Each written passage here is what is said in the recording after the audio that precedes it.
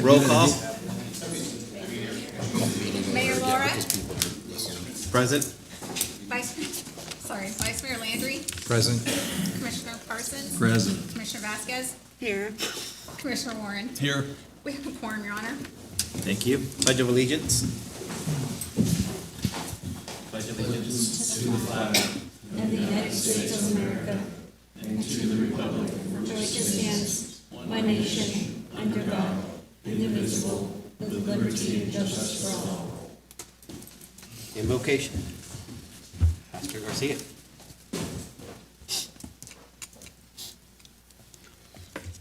Mr. Mayor, City Manager, Commissioners, and staff, I want to thank you for the privilege to come and to pray with you tonight on behalf of the Liberal Ministerial Alliance at South Church of God.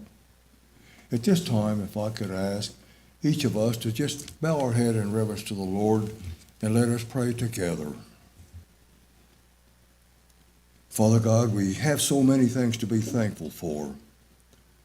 I thank you for this day, Lord, for the opportunity to come and to pray. Father God, we have the refreshing rain upon our city, our community, and our state, Lord, and I thank you for this blessing. Father God, I thank you for the blessing that I have personally and each individual within our city, Lord, what we have, and thanks to those that we're praying for, Lord. I thank you, commissioners, city manager, and staff, for your wisdom and for a sense of servitude within your heart in serving our community. Tonight I pray for God's wisdom for each one of you. And I thank you for the opportunity to come and pray with you tonight.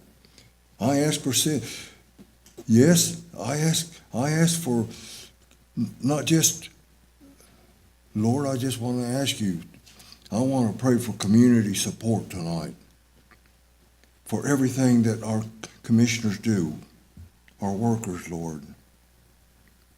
Father God, I want to pray and I want to hold up our law enforcement, our police department, with the upcoming summer days, Lord. The extra effort that needs to be taken care of, Lord, is taken care of. Father God, I think of our law enforcement, the added responsibilities. They work 12 months a year, 24/7, in protecting us. But it seems during the summertime there's more activities. So I pray for this special prayer tonight. I pray for once, Father God, for our fire department, our first responders, Lord.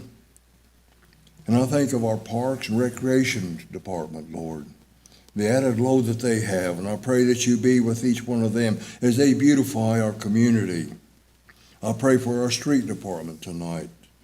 Father God, I pray for community support. And Father God, I ask for your wisdom, your reassurance, as they all work to accomplish their duties in serving our city, my home, their home, our community. Tonight, I pray with each one of you with thankfulness for sharing your time, your wisdom, your love, with a heart of servitude in serving each one of us in our community. And once again, I ask for,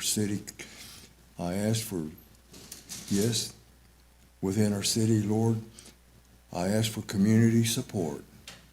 And I pray a special blessing upon each one of them tonight. In Jesus' name we pray. Amen.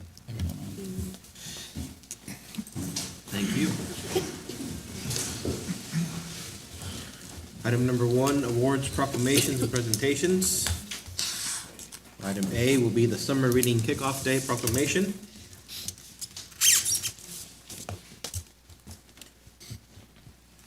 Whereas summer reading programs encourage children and adults in Liberal to visit their local library during the summer, and whereas summer reading programs help students improve their reading skills and foster a lifelong love of reading, and whereas summer reading programs promote fun and exciting ways of people of all ages to discover the power of literature. Now therefore I, Jose Lara, Mayor of Liberal, do hereby proclaim June 2nd, 2025 as Summer Reading Kickoff Day in the city of Liberal, Kansas. Nice. Would you like to say some words, or? That does not count as your first book.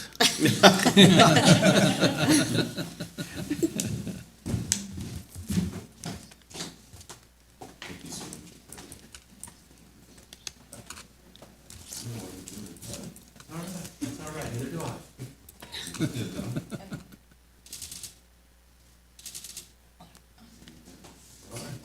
Thank you.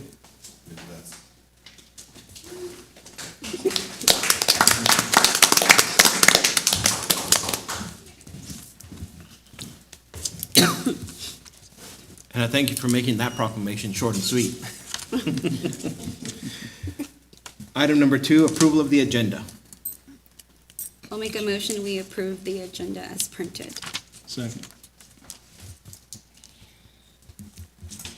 I have a motion by Commissioner Vasquez and a second by Commissioner Warren. Any further discussion? All in favor? All opposed? 5-0, motion passes.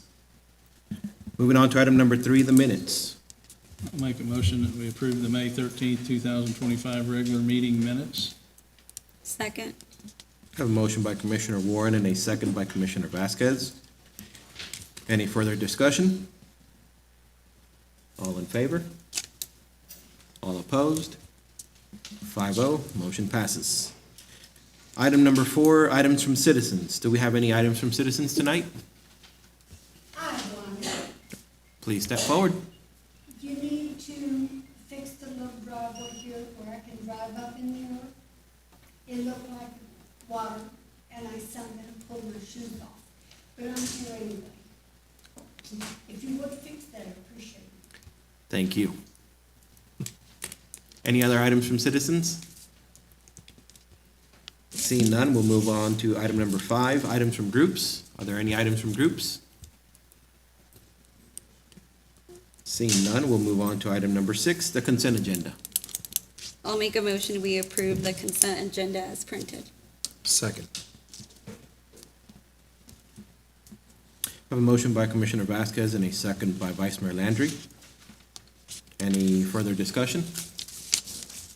All in favor? All opposed? 5-0, motion passes. Now we'll move on to item number 7, waiver of liquidated damages, Ortuño Housing Addition. Okay, so Mayor, Vice Mayor, Commissioners, at the May 13th, 2025 Commission meeting, city staff reviewed the Ortuño Housing Addition contract and request for a waiver of liquidated damages. The recap of that conversation is in your packet. I feel that the overall consensus of this project is that it got off to a rocky start at first. Once city staff that was in control of it from September to the end of the year, I feel like that once they were in control of it, it started to get better. I have recapped that for you. I wanted to make a couple of clarifying comments for you regarding some of Edgar's comments in person. So for clarification, the project exemptions of tax-related purchases have always been handled by the Finance Department and are typically completed upon request of the contractor or in the event that the city manager or assistant city manager in charge of the project lets us know.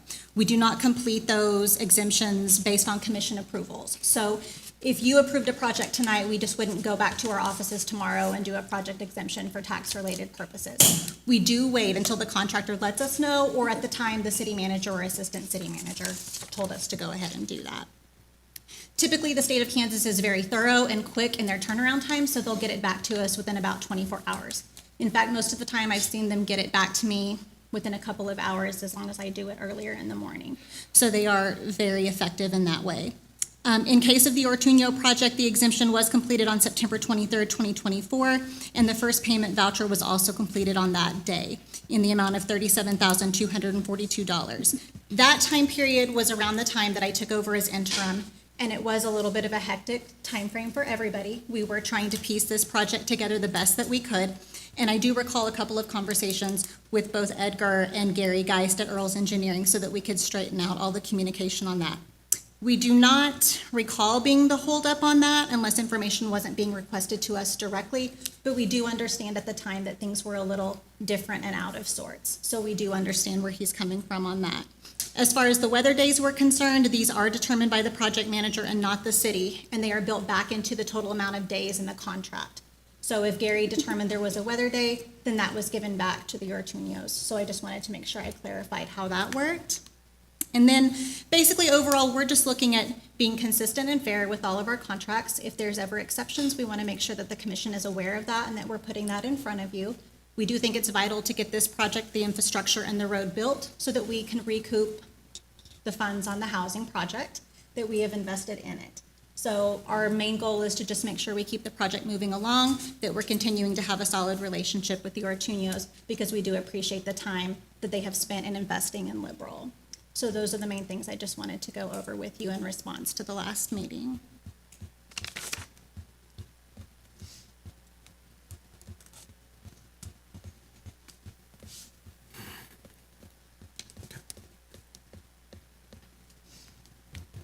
And I know Edgar's here, as well as the Greasons, and I can hopefully answer any questions that you have.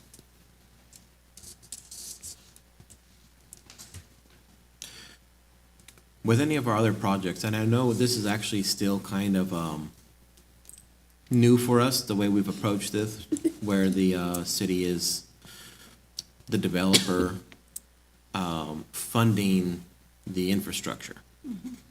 With our previous project on the north side of town, are we, I guess I don't remember what that contract said in worth of time, but are we still taking vouchers for the sidewalks? Because I believe sidewalks are included on the RHIDs. So how's that one going? Because my understanding would be, I know I've seen that the streets are poured, but the sidewalks are not done until the houses are built. But that's all part of the RHID project still. Are they submitting those after the fact, or are they being submitted at all? Honestly, that's probably a question for Karen. She has helped me with the RHID on the back side. It is something that I would have to follow up on because I can't tell you that with certainty right now. I was just thinking on how we've developed this structure, and it's, again, extremely new, where, and their project's even more difficult because they are the owner of the land and the developer and then the contractor, where we're just the middle developer for the funding mechanism. I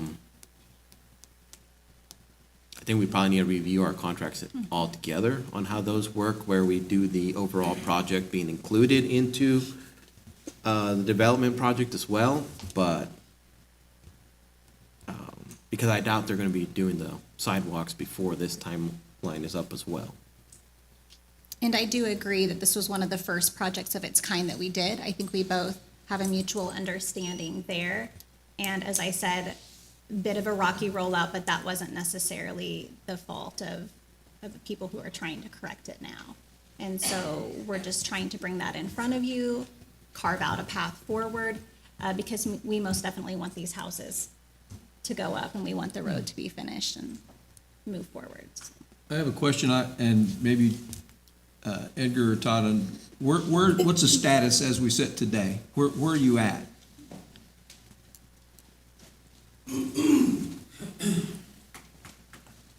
So, as of right now, we're about to be, where all the streets are cut in terms of the dirt work. They're ready to be paved. We're about 2 weeks out to actually finish out the entirety of pouring the streets. Because of the weather days, that has delayed us to continue finishing out the project. So we are doing accommodations and are having more delays because of the weather. But if it wasn't for the weather, we were projecting for the end of next week that we would have been done. But now, because we're gonna have rain this week, it has been delayed. So, where we're at right now, so in 2 weeks, you're projecting that we will be where, at the end of that contract, so that their work would be complete. So if that were the day June 15th or whatever day that has. Right. Would we be at the end of that contract? I mean, Really, we're I mean, playing with- I just kind of want to know where we're going to be, when it's going to be finished, when you're going to be completed. I mean, so that the satisfaction of the contract. Correct. So really, we're just playing with 4 days over the contract, including the weather days that we're really playing with right now at this point. I know Gary still needs to submit a final change order to make sure to clarify the 240 contract days. So he'll be submitting that as well. What is the 60 more calendar days for completion So that those, we're requesting? that is the total tally that we have came up with the delays from all the previous conflicts that we've had in the past. So it totaled up to 60, but we're willing to negotiate to something lower than that if we have to. It's something that you guys will feel more comfortable and reasonable with.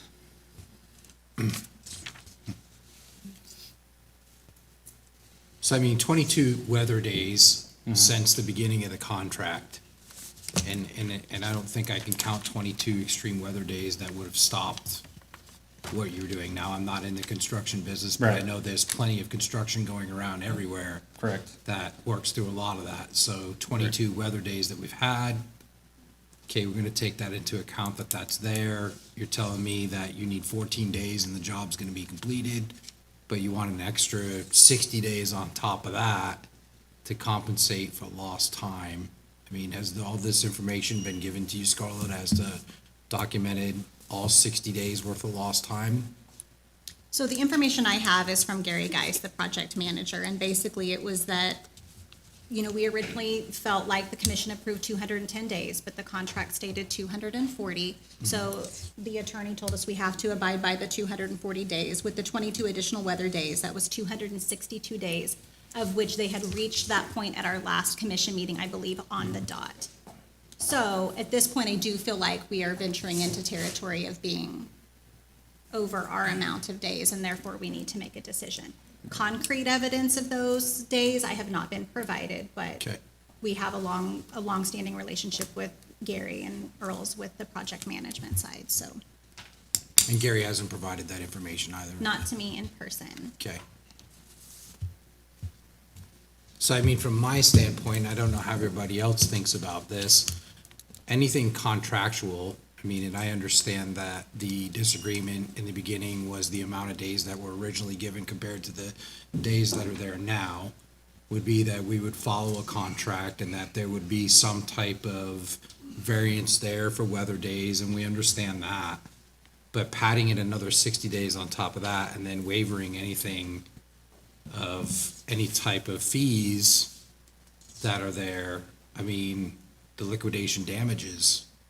Before saw that at the time that you signed a contract and knew the time frame that you had to complete Correct.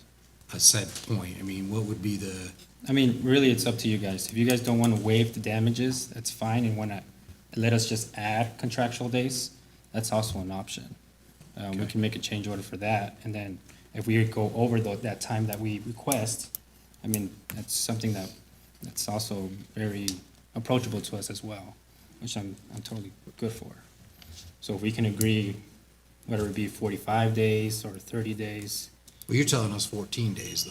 You're Yeah, saying well, 2 14 weeks. days with Yeah, the- you're telling us 2 weeks, it's said and done and we're finished. right, if True. the weather allows us Okay. to continue proceeding. And Edgar, I'd say, I mean, so if the May 8th was the last date, and we're 14 days to the day, right? So if the commission decides to enforce the liquidated damages provision, that's $800 times 14, Right. right? We're on the same page. And then every day thereafter, it would continue. So if you take another 60 days and there's not any weather days that knock out that number, you could potentially looking at 60 times another $800 for liquidated damages. Right. So you'd be more inclined to get the job done a lot quicker if you could, Right. right? Because you wouldn't have to pay those extra fees. I guess that's my encouragement, is that the sense of urgency to get it done should be beyond a sense of urgency right now, not counting the last few days of weather that we've had. Right. And it being a holiday weekend. But we've met here and had this conversation once already, going back, a few weeks. And if the sense of urgency, and you guys have picked up the pace, then I would anticipate that that sense of urgency continues. Yeah, and it will. Because the city definitely is, I think, I'm not speaking for everybody myself, looks at it from a contractual standpoint that, you know, we have an agreement that you're gonna fulfill it, and if not, there would be liquidation penalties at the backside of it, so. That's correct. The only interesting thing in this situation would be we're trying to enforce this for the primary real estate developer as well. Since we're funding it, we've become the pass-through of that part. And the reason you would enforce those things is because your primary developer is saying they need it done now so they can continue to build homes. But they are also their own primary developer in this situation. So who are you damaging for when you take longer time? That's the only issue I have with the way we've done these. And I'll tell you, I think it's purely discretionary on your part if you all wanna enforce it because it's in the contract, you know? And I think Edgar understands that too. It's just, if you guys wanna enforce the $800 per day outside of the time of 240, I think you're obviously within your discretion to do that. It's in the contract. That's exactly what it says. The 60-day extension, I mean, I haven't went out there and looked. I assume that the work's getting done and it's gonna be done pretty quick. Hopefully some of you went out there and looked. But considering who you're working with and the work that they've got done and how close they are to getting it done, it seems counterproductive to not extend the contract to, at least to a certain period of time, to let it to be done, right? I mean, whether that's 45 days or, Right. or whatever have you. We're already 14 days outside, so if you add another, if he says that he needs at least another 14 days, you're talking at least another 30 days from the contractual provisions that are contained therein, which if you're doing 30, you might as well do 60. If it's longer than that, you can assess another $800 for every day it takes him. But again, that's completely up to all of you. If you didn't extend the contract, I don't know where you would go from here. Well, It would be very problematic. Right, because that takes us to the other part, because your contractor and your developer are the same company. Our original contract, I believe, states that within 5 years, if they don't have all their homes, we'll claw them back at that point. That's accurate. So that's the ultimate deadline, is 5 years to get everything done because of the RHID. So.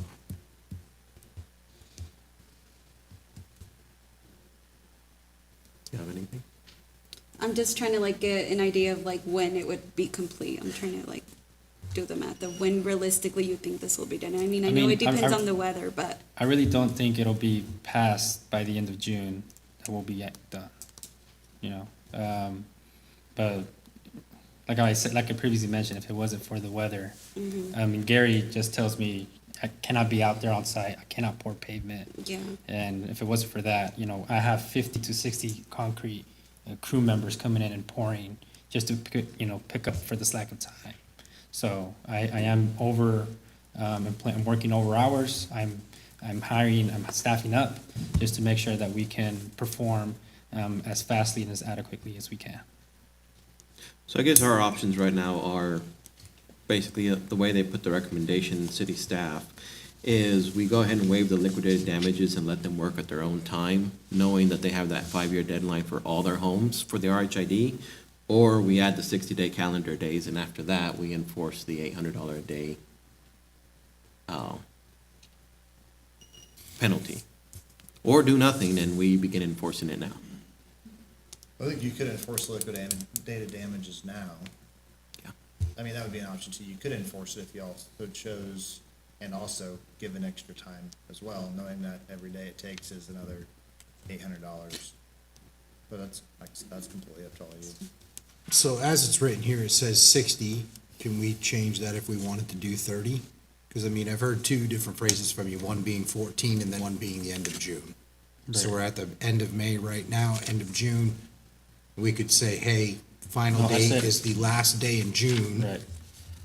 I don't think it's gonna take no more than the end of June, depending on the weather, right? Well- So, Well, I think there's I- allowance in there for weather. This, I'm gonna Yeah. allow, we're not gonna have 20-something days of weather. we would reassure that. You said Yeah. 14 days, so if we gave you 30, can we do that even though Yeah, it's I'd written as say, yeah, I would say 60? the better practice would be, Matt, if you're gonna do that, instead of setting a date, say, we've already went through 14, Yeah, so say it's 45 days from this Today. 240, and that Yeah. gives you basically another 30, Yeah, yeah. right? So 40 days, and then at that moment of time, give or take rain, sun, shine, yep, we're not gonna add any to the backside, and then liquidation damages start that'll work. at 12:01 a.m. the next day. Yeah, I think I'm for that. I mean, my main concern is that it gets done, you guys can start Yeah. building houses. That's Yeah. our Right. main concern. I mean, because as the developer in this thing, we want our money back.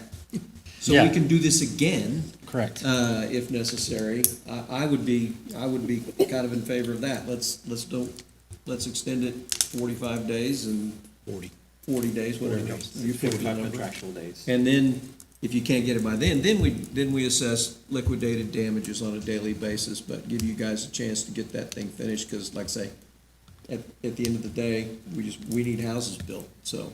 Yes. I agree. And we're trying to build them as fast as we can. Is that, That's a good question. And when you say 40 days, do you mean 40 days from May 8th? Are you saying 40 days No. from today? 40 So days it's gonna from- be- 40 days from today. Well, I'm in favor of adding 45 days to the contract. That would be 45 Contractual days from days. May 8th, basically. Right. From May 8th, so Plus their weather days. Right. So it'd be In 45 reality, days yeah. from when was it? May 8th? Well, you hate to word it that way too, because of the potential weather days. It's easier to say we extend So 45 we- contractual We'd days. extend the, yeah, let me look, what is so that then it would be section? 23 days, right? Because it's obviously, they're not gonna 23 pour days. tomorrow. Excluding all the be weather. today. Yeah, Yeah. this entire I week mean, is they're already entire having weather some week. weather days right now. So, You, basically, the motion would Being added be to it. to extend under section 4.02, sub A, you'd extend the 240 to reflect 285. That makes sense? Okay. And So we're move. 262 plus however many days right now. 14. Right, yeah. plus 14. Is that right? Let me make sure I'm doing the math right. So it was And that 262 includes at the last 22 motion, weather days which was 2 weeks from ago. prior Because to, we're, right? we're at would be 276 23 right now, is that right? Yes. Right? But that's not counting weather days. 272. That's including, I mean, Because we were at 262 on the 13th, correct? yes, we were.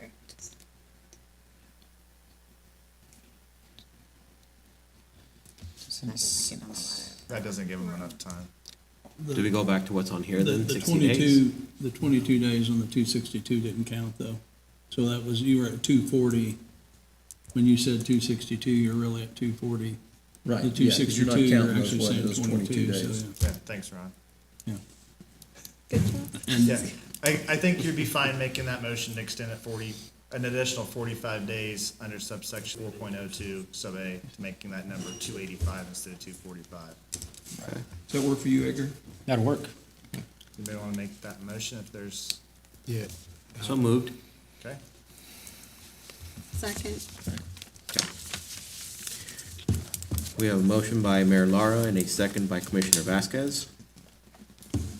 Any further discussion? I would like to clarify that I'm abstaining.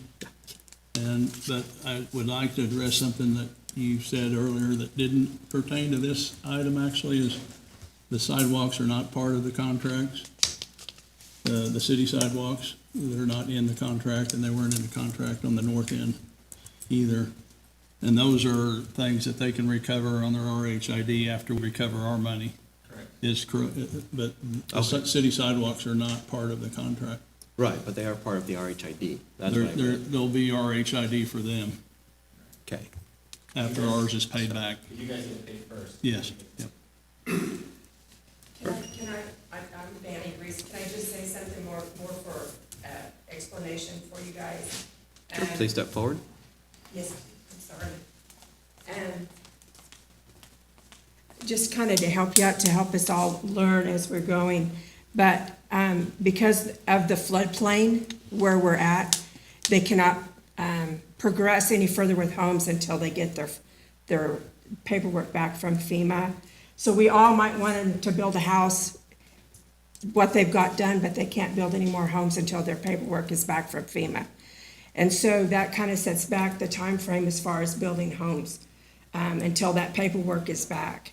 Not every development is in a floodplain, like I believe the one that Mr. Warren and them did, I don't think it was in a floodplain. So their homes could progress as soon as they got going, they could keep building houses. But where they're at, you can't put any dirt there, you can't put any dirt out, spread it out, do anything. You can't do anything to change the plane of the, till the FEMA contract comes back and says they can start building. So that kind of sets them back as far as building homes. So if you go forward from here, if you have an RHID in a development that has a floodplain, it can't always progress as fast as we would like for it to do that too. So that's just a little information for you. Thank you. Thank you. Thank you. Any further discussion? Any from the public? Okay, seeing none. All in favor? All opposed? 4-0, motion passes with one abstention. Okay, we are moving on to item number 8, Light Park Fitness Court Project. So, evening, Mayor and Commissioners. Got a little show and tell tonight. All right. Awesome.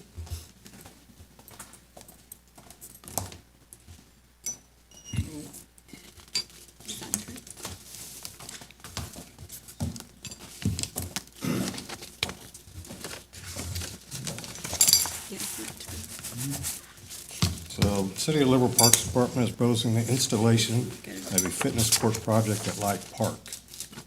This fitness court will be located in the old playground area north of the pool. It will feature 7 pieces of workout equipment. And these are all in your packet. The first piece would be the Apollo Multi-Gym. You can up to 5, it can accommodate 5 users at once with 56 exercises. The Spartan, 32 exercisers and 4 users. The Everest Climber, it has 2 modes in it, one being cardio and the second one being a strength mode. There's a flex station. So all of this equipment has UV resistance. They are tamper-proof, they are waterproof. All the equipment conforms to ADA standards. And this equipment was first designed and built for correctional facilities. Then they branched out into parks and stuff like that.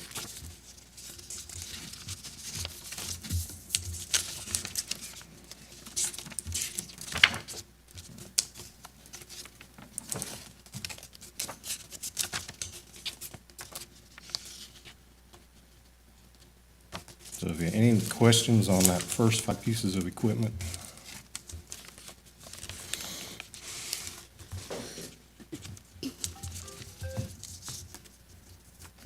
There is a 15-year warranty on the finish.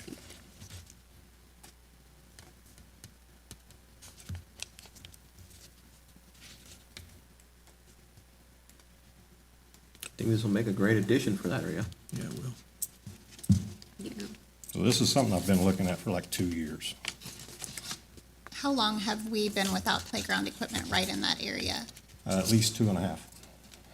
So that area used to have children's playground equipment Yeah. in it, and Bruce has been looking at this project for quite some time. Actually, I came up with a project a year ago, kind of got shot down. Okay, if there's no questions on those 5 pieces, the next 2 are pretty simple. It's just an incline sit-up bench and a push-up bench. These will be an in-ground installation, not a surface mount.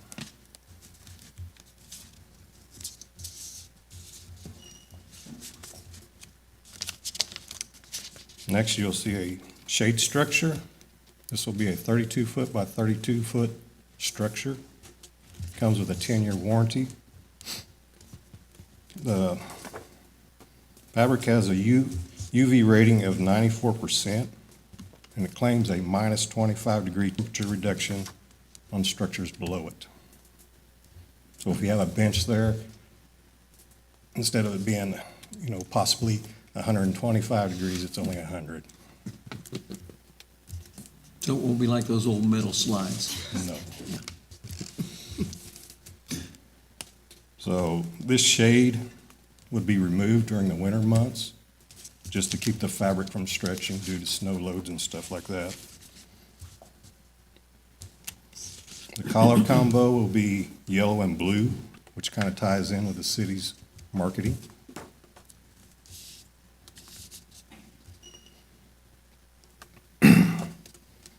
And one thing I kind of realized when I was putting my notes together today is with this shade, we should extend the lifetime of our equipment and the turf.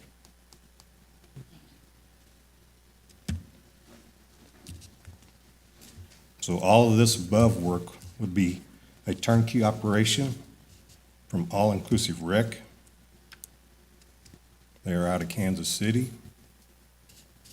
and they were actually the closest dealer in our area. And actually, the work will be subcontracted from Versa Sport, which is located in Wichita. So moving on from that, we have the turf. This is called a playground grass.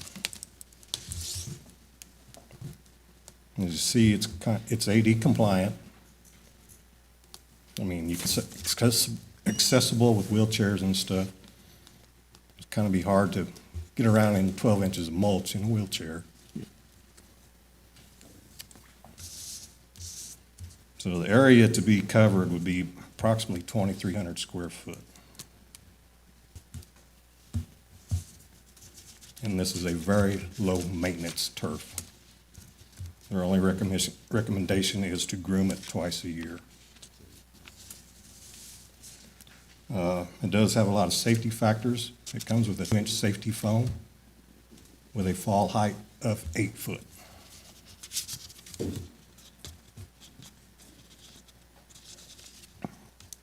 It is also antimicrobial.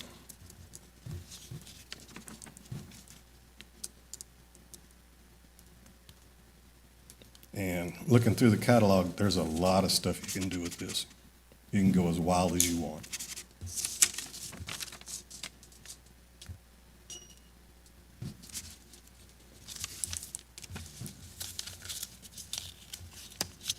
So this installation would be funded by the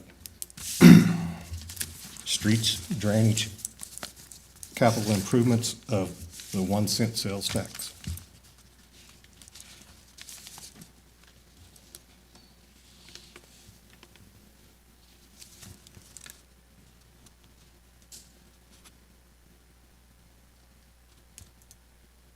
Okay.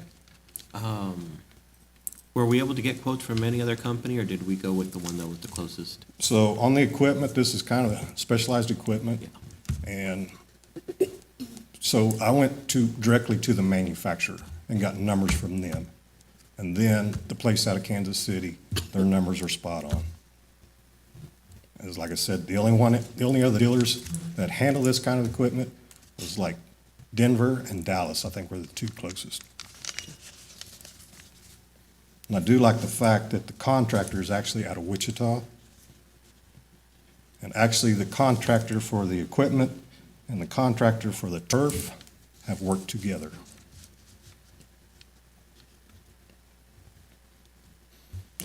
I've met with Andy with the turf several times over this.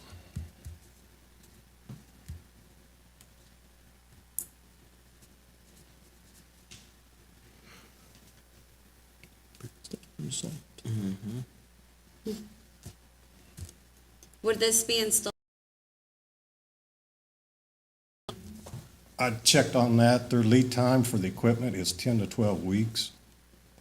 So that should be completed by the end of August. And I think Andy would move pretty quick on getting the turf in.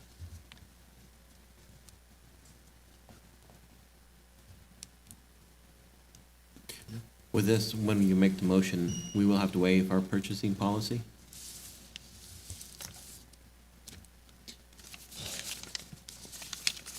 Somebody gonna tell me off the top of their head what the purchasing policy is for getting bids for mouse? Pre-quote? Over what price?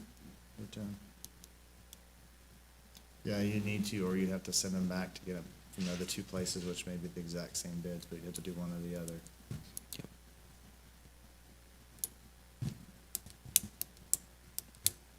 Okay. Any other questions? I'll entertain a motion.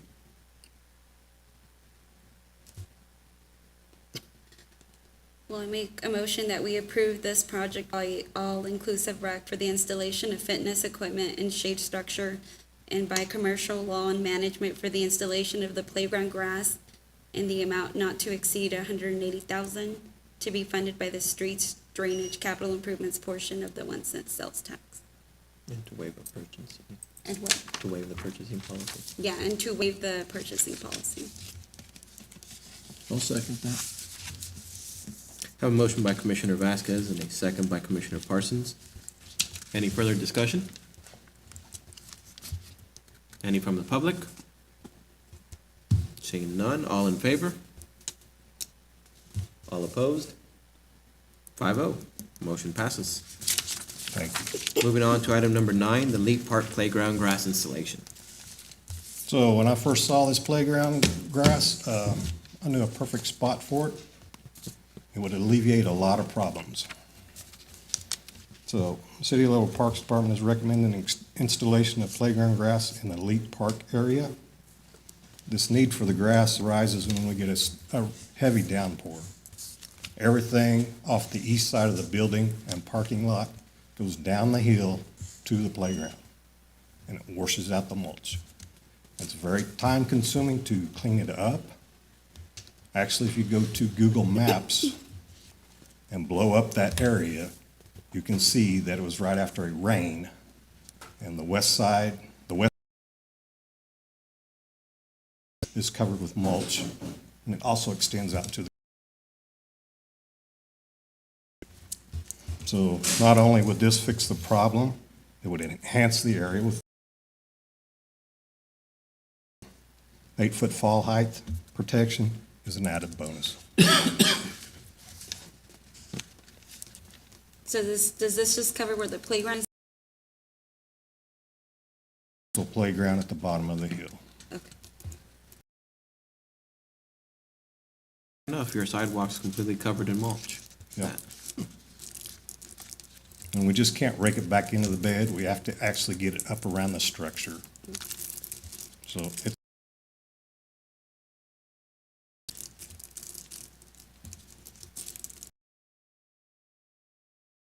funded by the beautification portion of the 1 cent sales tax. Well, I'll make a motion that we improve the turf installation amount not to exceed $53,000, to be funded by the beautification portion of the 1 cent.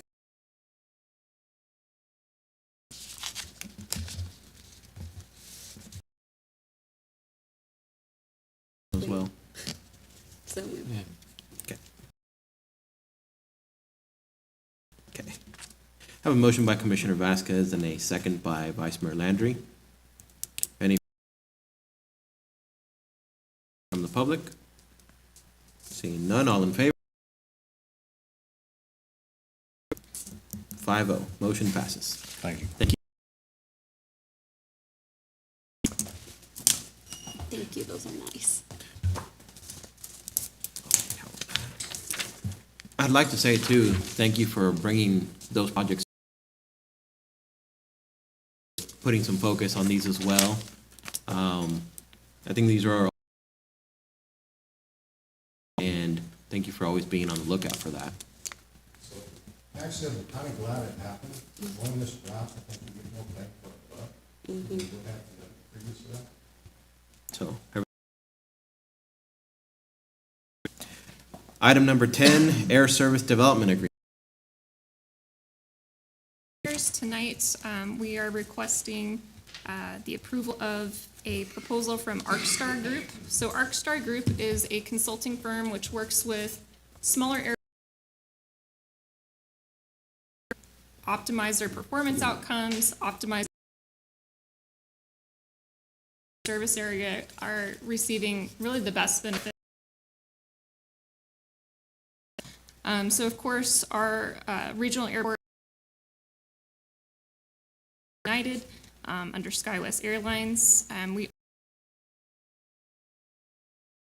and so we really feel that as we visited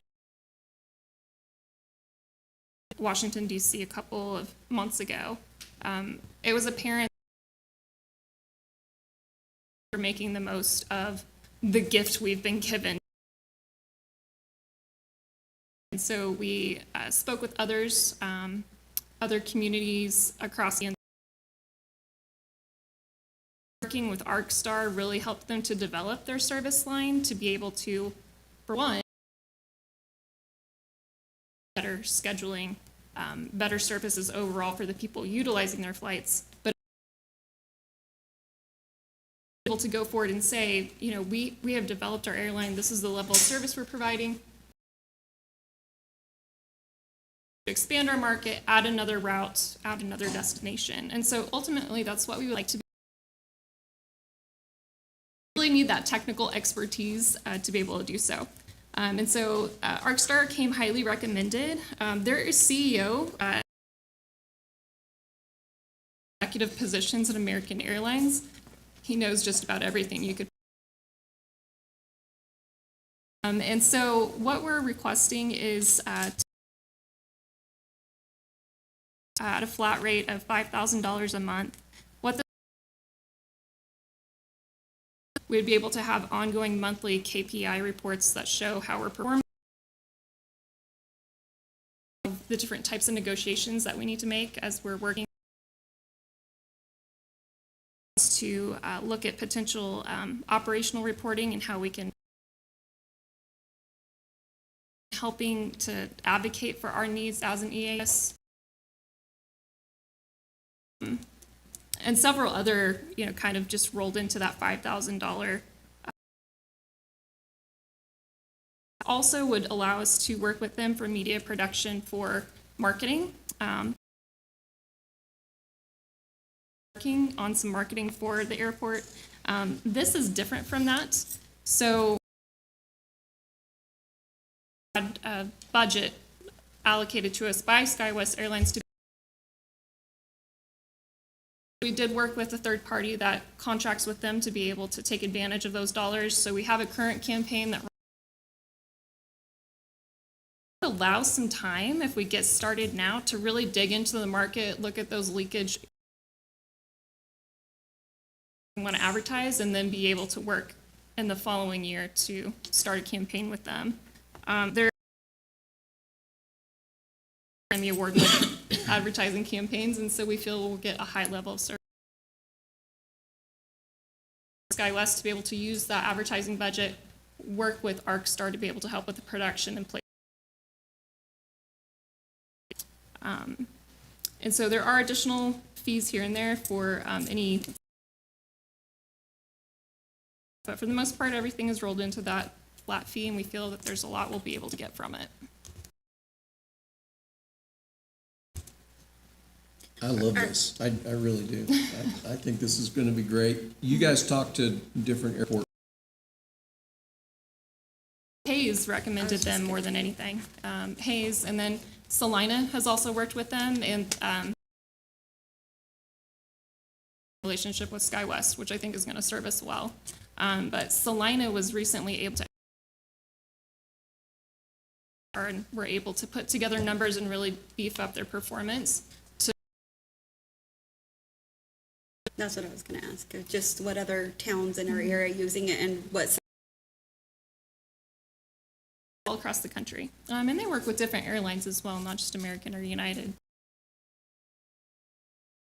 And EAS, again, the wealth of knowledge coming just from their CEO and that we've been missing for a long time and will help us in the long run. And you said they allocate more That's advertising included as for part of our her. service, right? Yeah. So we've started taking advantage of it. Not bad for, because marketing's pretty expensive. They can in real time be able to look at the other, able to advertise competitive rates in real time.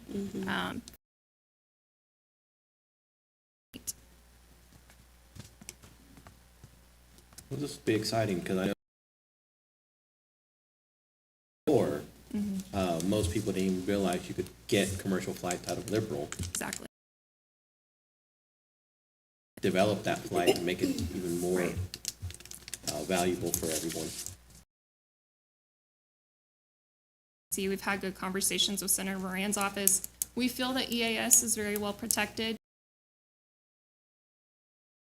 federal level right now, and this would be an easy cut to make. So I feel that we need to do our best to represent what we've been given. So.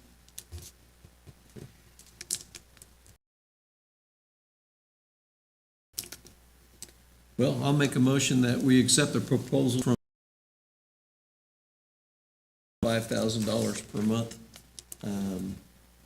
and for consulting services to be. Second.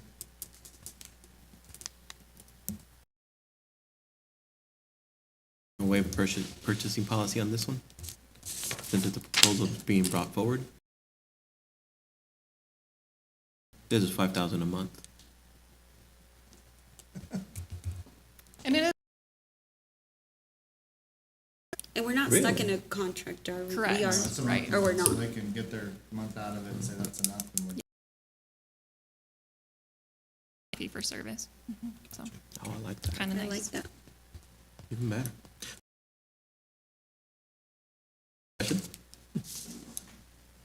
Okay.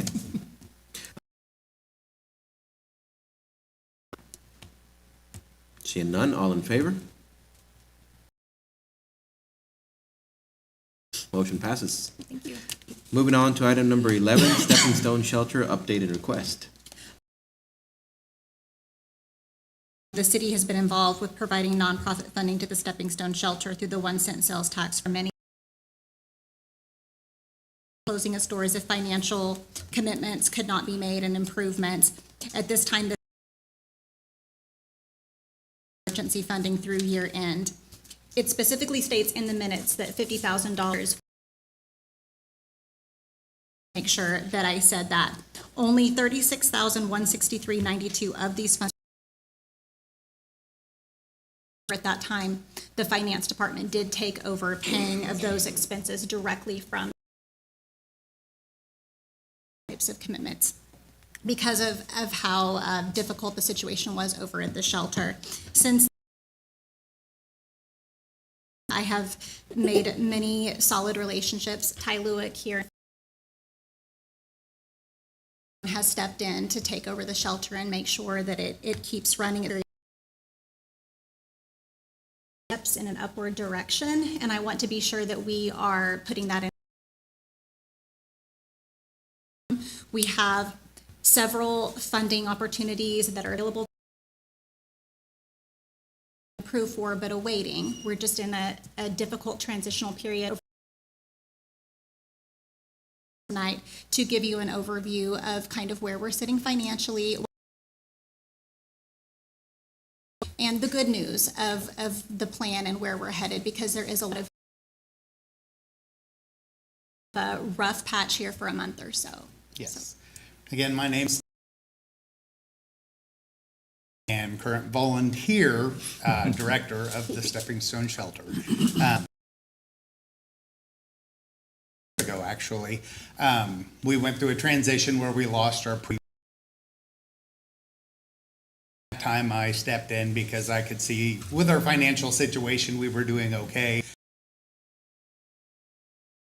To our payroll again, I knew we could do much better and keep it going. Here for Liberal, I have a unique skill set in dealing with HUD and some of these. So I hope you'll don't mind. I'm going to read it so I don't miss anything. for the ongoing support that Stepping Stone Shelter gets from them. Will support. As Scarlett stated in her memo in 2023, the facing closure, leaving the city of Liberal and Seward County with the City Commission generously allocated additional $50,000 extensive fundraising efforts. We did not realize the funds needed to be used by the end of the fiscal year, so we to spend as little money as possible, and we approximately $13,000 unspent of the money that you guys short period of time. We had raised almost $100,000 in that time point. Unfortunately, we are again facing great difficulties during grant from the Department of HUD. The shelter was undergoing the errors in the application that disqualified us from the grant. Over the past 2 years, we have diligently applied for other grants, and unfortunately, most of the grants out there are designated for projects rather than 1 month away from the awarding of the next round of the Solutions Grant. Corrected all of our previous errors in our application. We have worked with the K application and gave us pointers on what was wrong, and we corrected them. We're very confident that we'll receive this funding, and this will put the shelter on financially stable months. And once you get the formula down and you're awarded, it's much easier to us to be more independently stable. This past, like what we get from the city each year, but we're turned away. It was our funds that could be used for shelter operations.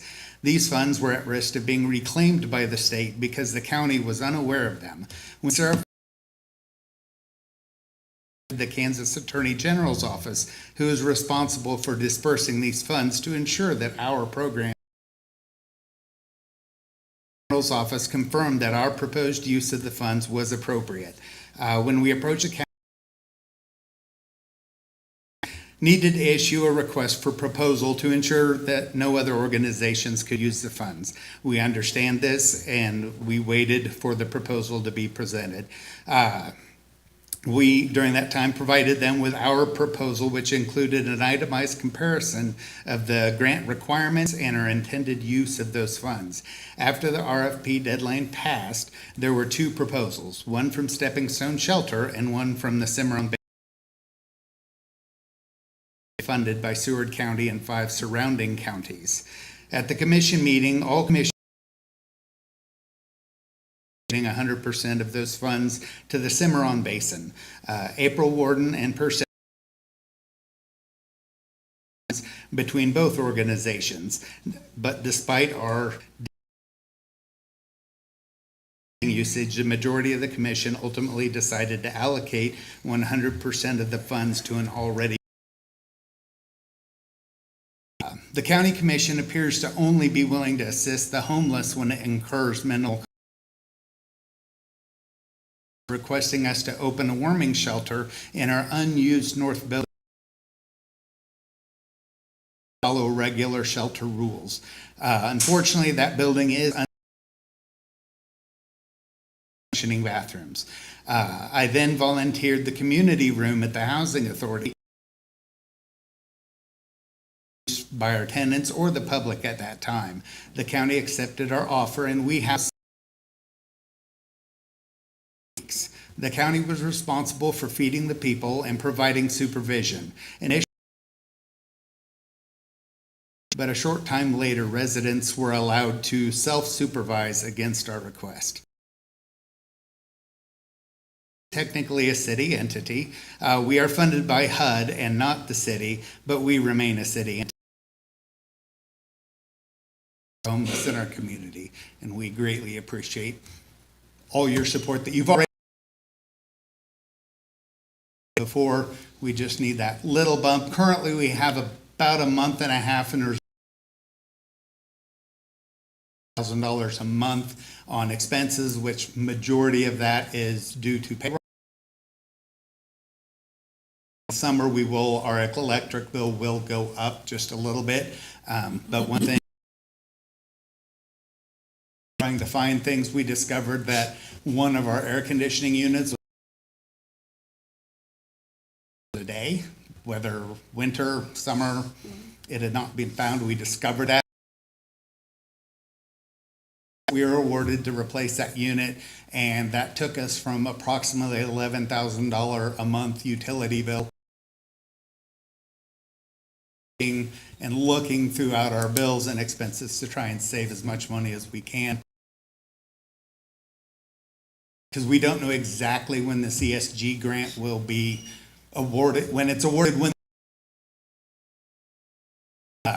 so right now we could, if they pay when they're supposed to, that could go. We could squeak by with our reserves, but this $13,000 cushion to get us beyond to ensure just in case those funds don't get released. So. A little off the topic, on the ESG grant, did you? In the past, it was the county clerk, and then last time they approached the city to see if we. Who will you be using for this one? I've talked to Scarlett, and the city will be the I wrote a pass-through. letter of support for the at the shelter. I know the positive impact that it has and the changes that it's made since I joined at that ESG application, and I was a part of that, along with Sarah Foreman and Lindsay Bennett. Applying for it, at that point, there had been no city involvement in our books and our finance. It was in the finance department. That's when Rusty had her step in, and because how the $50,000 was handled was we presented all of our bills, and you guys actually cut the checks. So you were seeing dollar for dollar what was coming. And that allowed us to prove to the administration at that time that, you know, we were, we absolutely have to. When the commission approved that in October of 2020, we just did $50,000 by year end, but it was not an appropriation. So expenses, and so that number that you see in the packet is exact to what our accounting system says. I think we just hit a bit of a snag when the fund, hoping that that would help us get to the summer where we could do our construction project, which is already prepared. We are going to be able, through the state, we were awarded from the legislature to add more ADA rooms. Currently, we only have one handicapped room on the first floor. This, I believe, 2 more rooms. It will allow us to add ADA bathrooms with showers on the first floor. But in the, well, you all know the size of this hole in the podium. You've probably seen this. Unfortunately, that's in the past. There's nothing we can do about that, but that is in your hands. And not only are they small, they have no depth to them, so the water just splashes. Anyway, the money that we've been awarded will allow us to redo those. We're going to be able to expand our dining facility down. Our kitchen to get it where it needs to be commercially. When we were originally designed for this, but the cabinets are all residential kitchen cabinets, and that does not get us where we the public.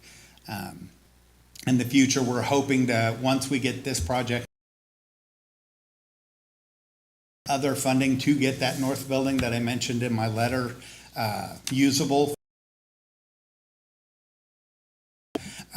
What we ultimately would like to do over there is to put in an additional dining room that comes into the soup kitchen. We'll be able to dine there while our residents dine on our side. We'll be able to keep them separate and have an hour where we serve our residents, and then we have another hour where we serve the public, which hassle with keeping food going and ready. So we'll be able to do that at the same time. The homeless, as they come in, if they're on the street, whether it's a warming shelter, a cooling shelter, whatever we did at our housing authority was allow them to use our laundry facilities. A lot of the people had not washed their clothes. This will allow people who do not come, because right now, as everyone knows, there are, and people see them, they used to see them at the library on Main Street. We have tried to help them, but they enjoy the freedoms they but this would allow them to come and take care of some of their basic needs. So, lines on funding for that. Like I said, we can apply for all kinds of grants. We're good at writing grants.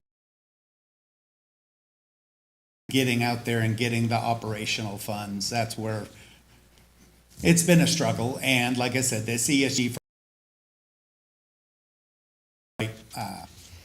path, we had been applying to those up till 2020 before my time, but they were applied for and awarded up until 2020 at that time. The rules that HUD put in place, because when you deal with HUD, you deal with rules. It does, you cannot refuse people. They have to give you a reason once you let them in. There were some dangerous situations that had happened, but you need to plan for that. At that time, she didn't want that. And at that time, we had built up a lot of reserves. We have ran through those reserves, and this is where we are.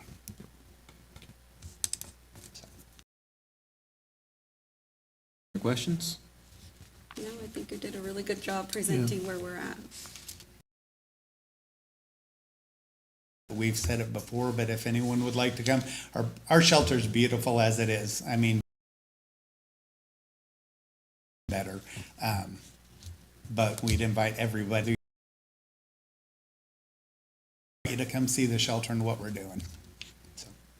I would like to extend some foreman for having, Yes. discovered that grant, and to Commissioner Fuller and Administrator Warden. Go to the people who found the money. Yes. County's quite happy to let the city take on these burdens nonetheless, and they funded a county entity. Discovered. Yes. So thank you for bringing that up and mentioning it. Yes. Another thank you to the work they did this year with the legislation. They got another we're really concerned about at that location. So Yeah. got to make sure that help from a lot of different agencies trying to get this place up and going and funded correctly. But I'll entertain a motion. Well, I'll make a motion.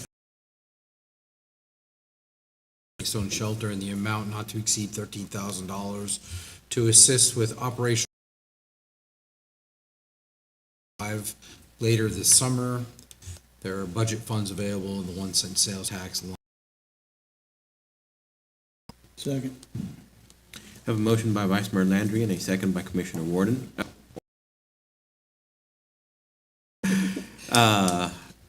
Any further discussion?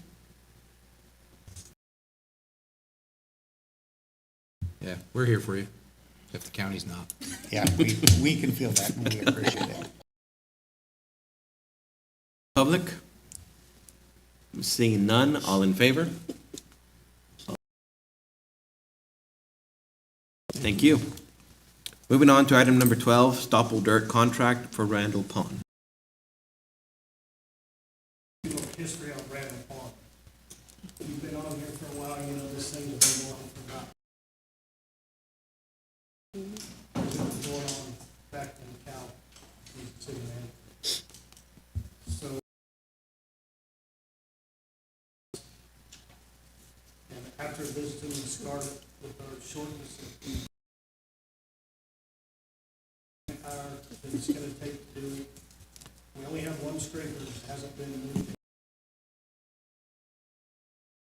If that thing breaks down, we're gonna be in a standstill. So,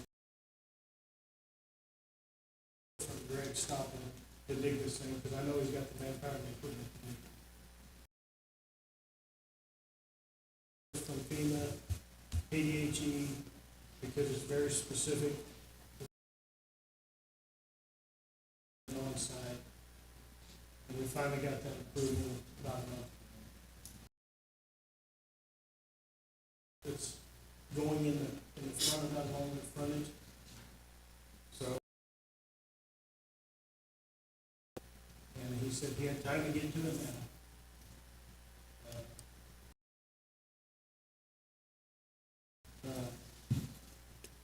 If you want us to do it, we can do it.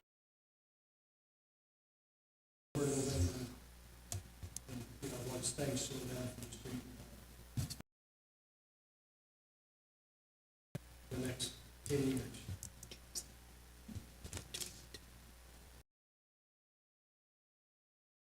Quotes from anybody else? I just got quotes from the person that I knew that.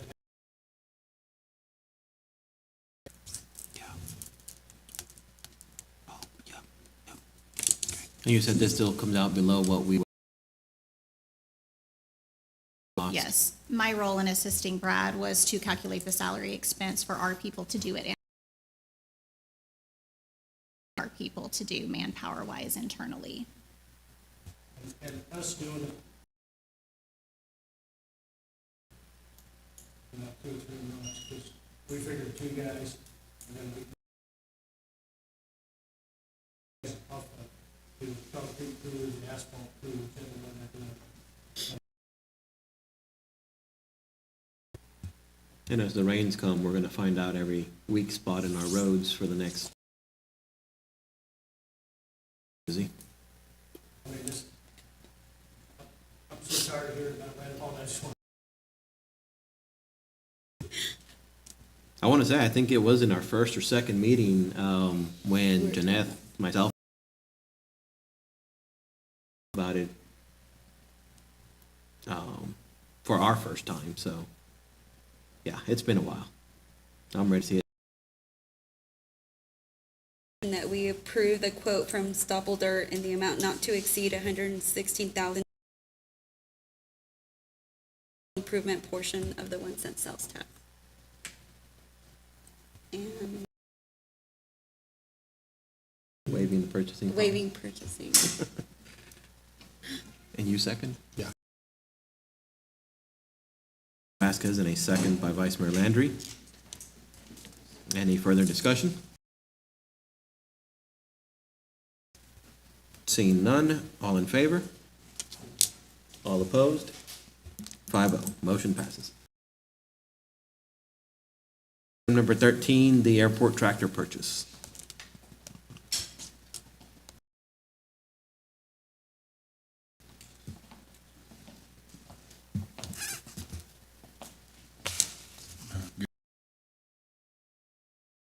This evening, with the request to purchase a tractor. The one we have,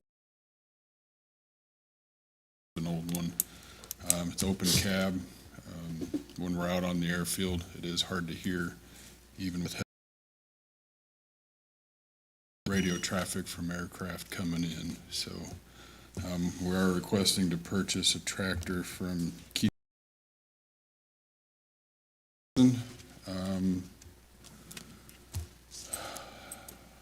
So I went out and got the Ag, Keating, and American Implement.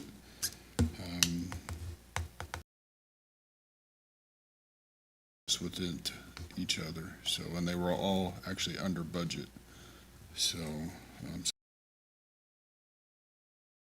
actually budgeting for, so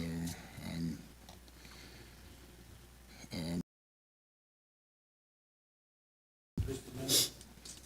The reason we went to Keating tractor bid is because they have, correct me if I'm wrong, yours is a build. It was a build, but I guess Make sure you abstain. Yeah.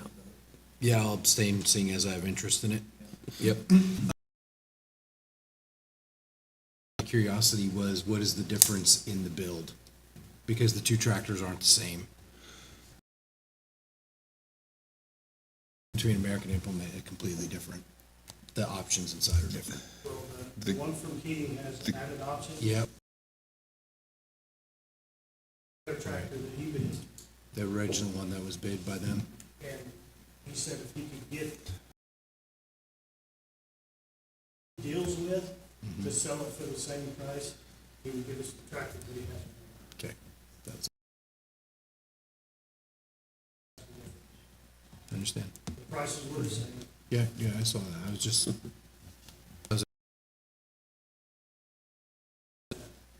His is $2,600. Yeah, $2,600 difference between the two. and even Parallel Ag, who's a Massey Ferguson, that was all within that. John Deere, because that's who we have, and all of our filters and everything that we have is. City staff recommends that commission approve the purchase of the John Deere in the amount not to exceed $70,000 to be funded from the airport land sale fund. I'll make a motion not to exceed 70,000 from Keating Tractor and implement to be funded from the airport land sale.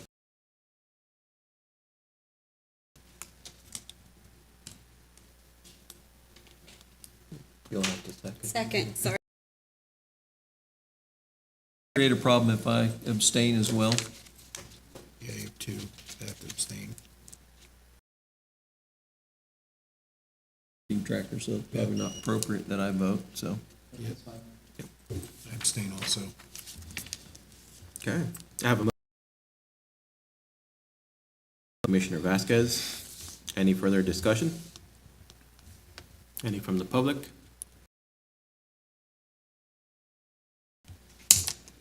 All opposed?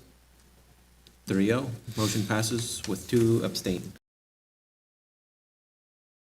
Okay, moving on to item number 14, Air Museum fence. All right. It's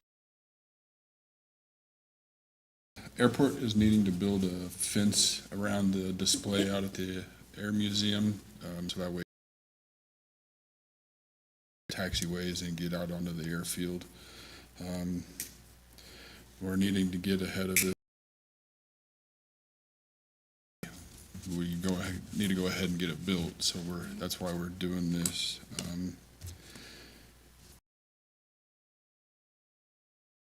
The first part of May, and we received bids back.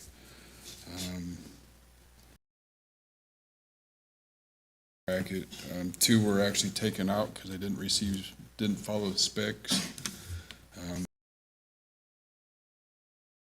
Ortuños and HMH Roofing.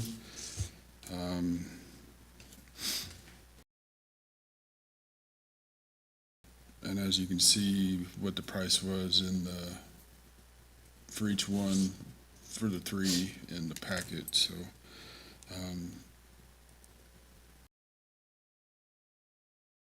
Between Ortuños and B&G, The other one was a little high, so.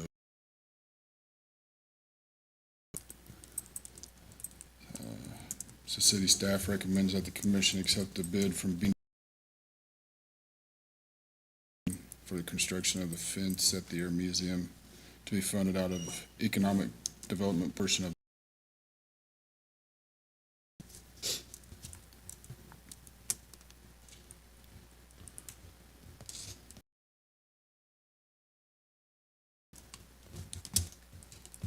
I'll make a motion that we accept the bid from B&G Services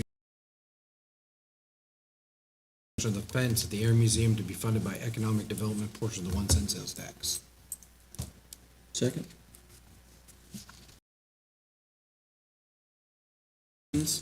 Any further discussion?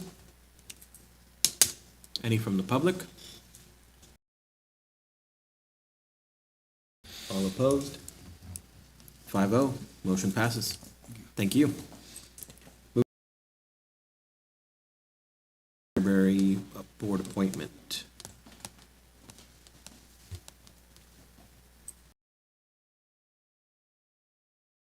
And Royce has left.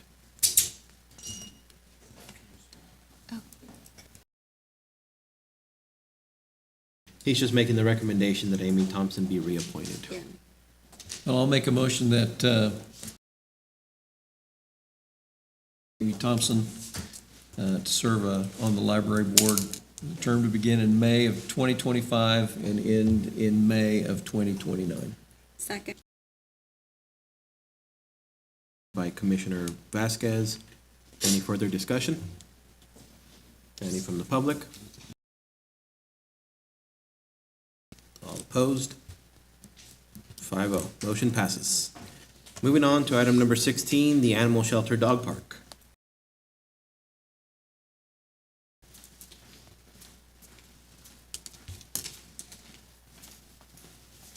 Mr. Mayor. Today, for some time, now the Liberal Animal Shelter and the local Rotary Club number 50 project to benefit the city. Therefore, this proposal seeks your approval for the development of a dedicated dog park. Will only be used for the animals at the shelter, not for public use. This project aims the adoptability of the animals in our care. The proposed dog park provide a secure and enriching environment for shelter dogs to exercise, socialize, and to de-stress. This will not only improve their quality of life during their stay at the shelter, make them more appealing to adopters as well. The estimated total, but we're pleased to report that the local Rotary Club and the Rotary International $250, demonstrating a strong community support for this project. For this project, it's estimated around $35,750, and that will include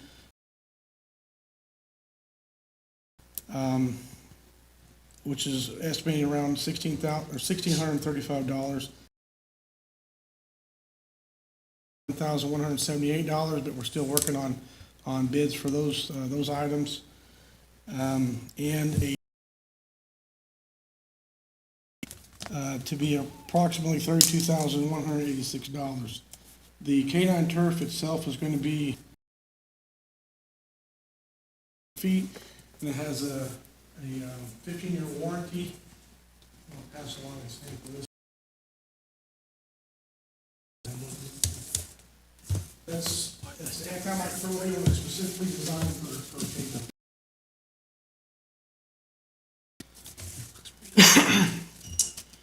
canine. We believe that this investment will yield significant benefits, including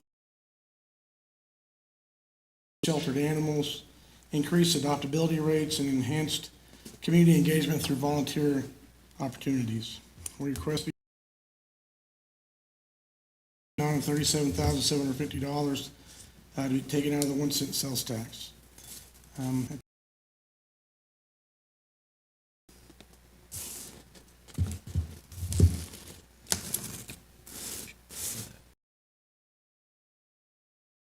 Provides grass for the parks too. Is this the same guys? It feels different. We should have had them come These out. people are happy to be on here now. About how big will this one It be? does. Well, the actual turf area is gonna be about 89 square feet. I also have a map here, let me hand these out to you. It's 59 square feet, there's gonna be a portion on the north side where it's still concrete, we're gonna put benches. It's in between the two buildings? Yeah, right between the Okay, two buildings. gotcha. Nice. That kind of area is kind of an eyesore. There used to be some temporary shelters there, but the little concrete slab that you see on the north side of that area is gonna stay there so they can put playing in the area. Is that the door? I'm guessing that is and Arvo, things like that. And there's actually chemical you can put on it, wash it down. Okay. Made for these purposes. Yeah. And we just thought, if you look at the expensive not having no grass because you know the dogs are gonna beat that thing to death. Oh, yeah. We gotta mow it every week. We gotta add gates to the fence, which increase the cost of our fence. We thought this was. Harlow can also stay in the dirt for a long period of time, and so it's healthier for the dogs as well. Is this also practice for the other dog park as well? Do you think we'd probably be using the same kind of material? We're hoping to. Who you talk to, we've seen a lot of dog parks that they build them in the winter because there's so much traffic. And you got the dormant winters when people want to. Yeah. And a lot of parks are doing maybe like 5,000 square foot of this. Dirt. But yeah, this will be a test to see if we want to plant grass. Grass is never ending, you got to.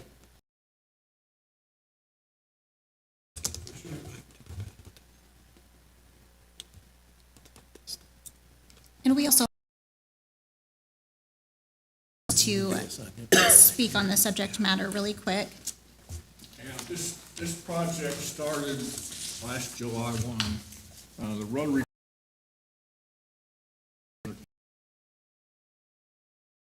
District against Wichita, and we're giving $10,000 to the foundation this year. We get a clear that for the airport park, trees, light park, trash cans.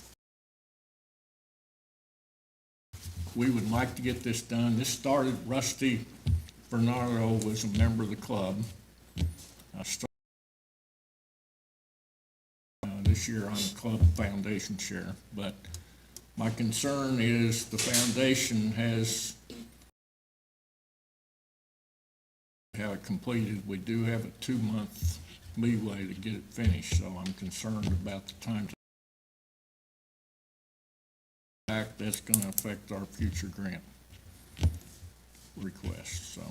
So we have priority the time frame, and we're very grateful to the Rotary for their support. I came across some information when I first came about. Put together a dog run out at the shelter, and for whatever reason that didn't go ahead and happen, and so Rotary stepping in and supporting us in completing this project. These are some. Yeah. Footer for the fences and everything out there. We get 10 or 15 of these.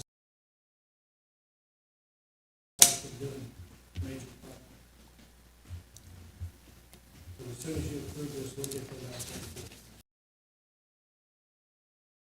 there. Well, thank you to the Rotary Club for this. We really John. appreciate it. Thank you, John.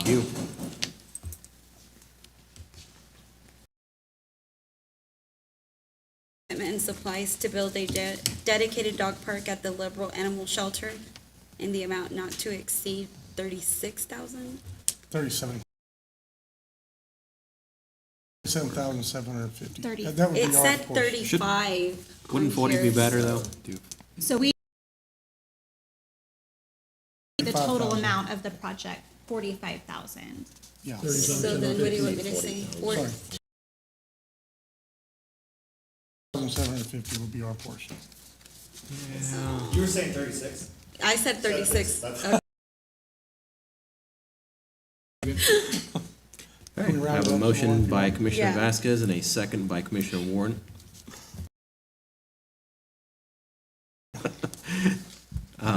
Any further questions? Any discussion? None, all in favor? Thank you. All opposed? 5-0. Thank you, Chris. Motion passes. Thank you. Yeah. Moving on. Contract. Okay, so Mayor, Vice Mayor, Commissioners, in Energy Clean Energy Solutions, they have approached the city with the attached transmission easement agreement. All financial breakdowns are in Exhibit.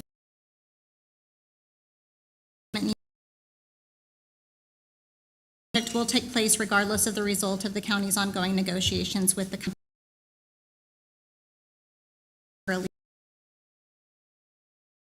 Waited here till the end to visit with you guys a little bit more about his company.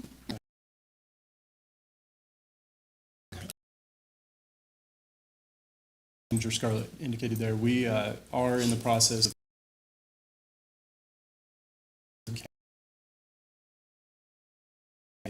about a 1.2 gigawatt project.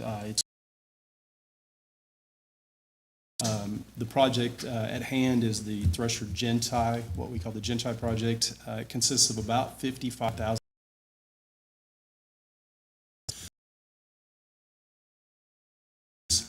This particular transition line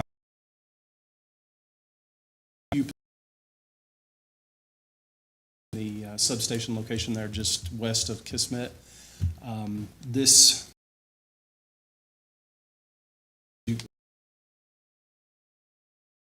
that you can see. Okay. Yeah, we do.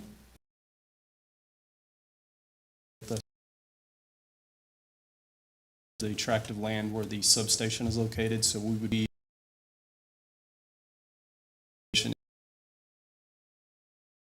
city owns, and then we would be progressing north and then back to the road that is there to minimize the impact, obviously.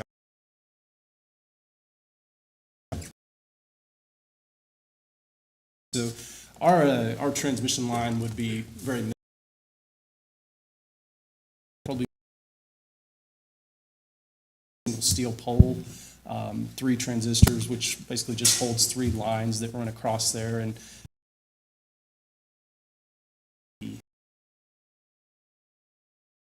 to offload the power there. I guess I should start.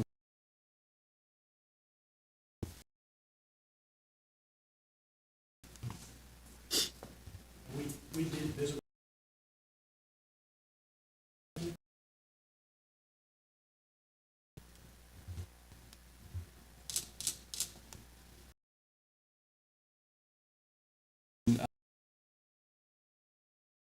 I believe, let me see what that term sheet is.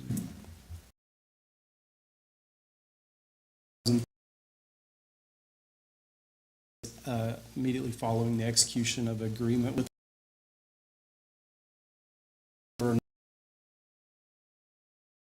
those funds, you would not be responsible.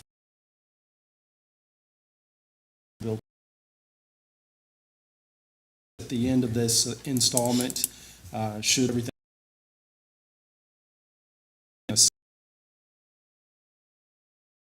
and that would be paid 60 days or within 60 days prior.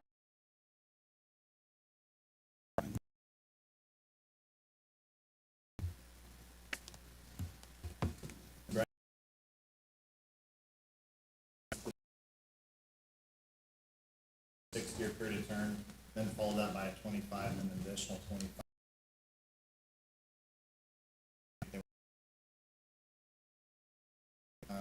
The total estimated compensation.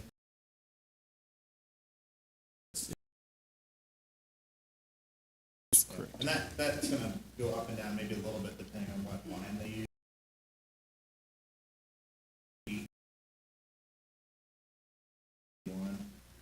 The other thing I wanna note is this description of the property that's not part of your packet, we got that legal description.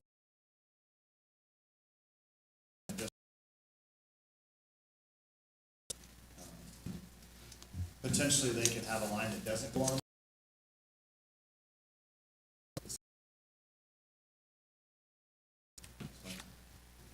Correct. Yes, and then that.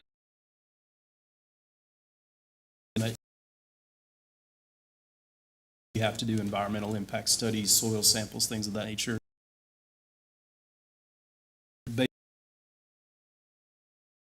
It's a route that we would like to take.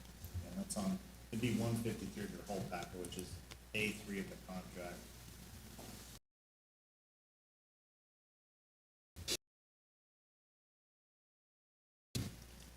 Is there anything in that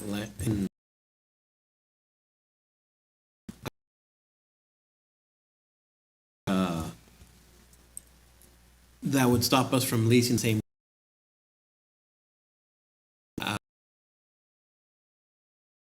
It's gonna be subject to their easement, so.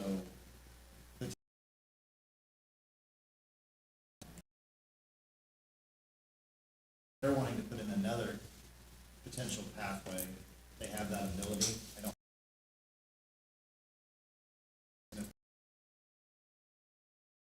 Lines to run out on how that all works, and they would have that ability to do that, and if you're wanting to do.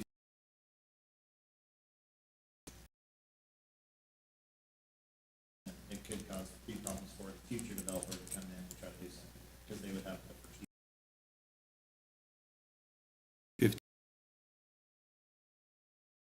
But Brad said we don't use this for anything other than grazing. We've got.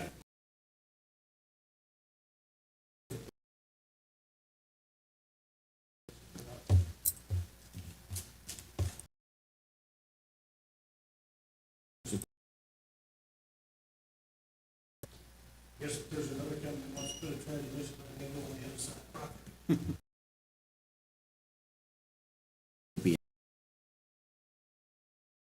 Do that substation, or if they have their own plan.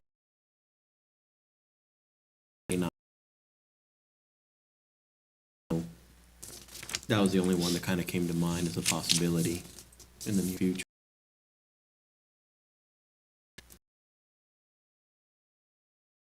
Come through there or come out of there anyway, so you never know. Right.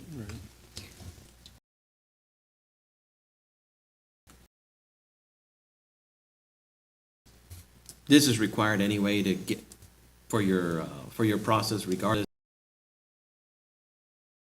Correct. In order to run the studies and, you know, the.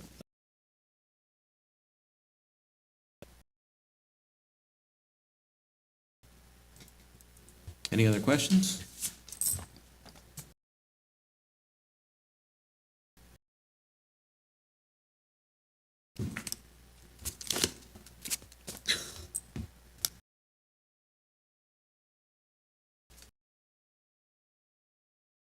Transmission easement agreement between the city of Liberal and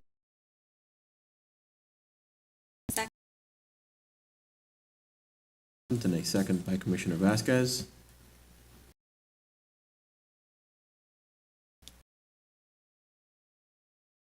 Need to approve the project. No roadblocks, One less right? thing they have to worry about.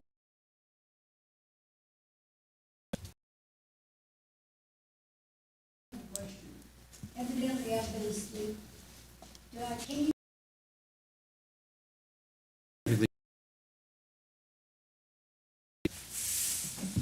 last time let me try.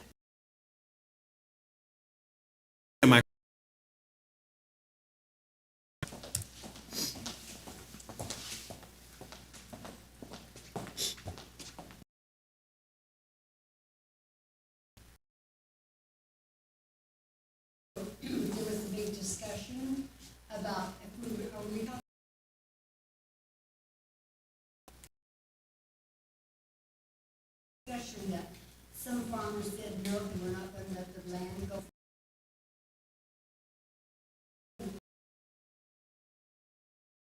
Missed out on. So what, Rita, what this is,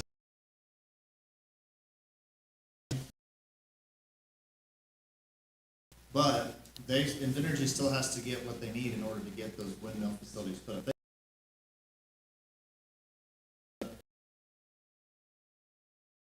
may die, but the city's gonna get an upfront cost for the.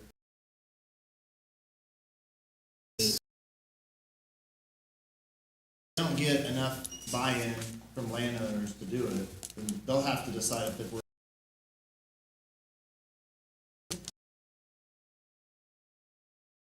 No. No. They'll have to negotiate. You know, blades. So it's not with them, no contract signed yet. Between the city, the land the city owns, what they're wanting to do, and they're not wanting to put any.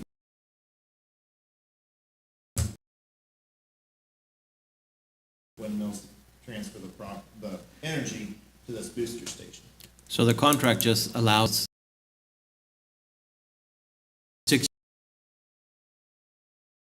the option of saying, we didn't get those contracts from the farmers, we're gonna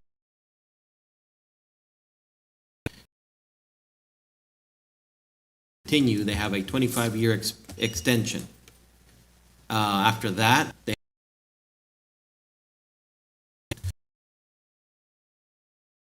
$1,000 to be able to have access to that land, and then if they can't get their contract,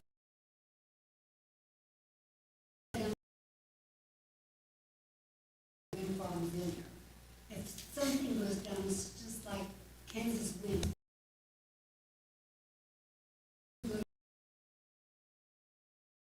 After you no longer.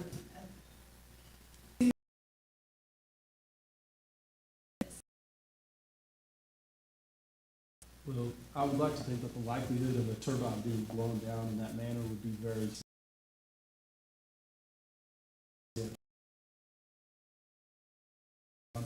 Invenergy would be on the hook for the, the replacement, the removal of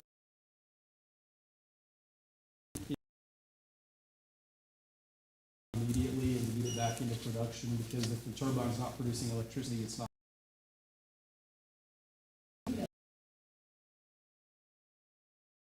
So that material would be moved to another location.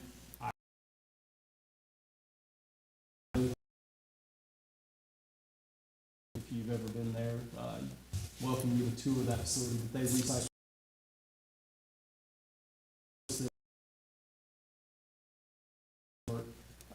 Enhancement of concrete to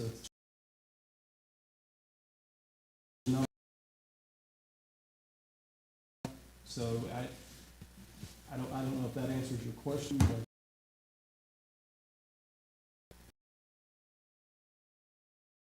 Okay, so no actual contract has been signed.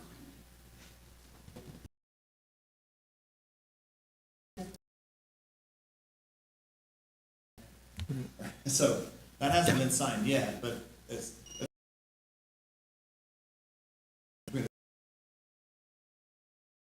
Easement area for them to potentially lay this one.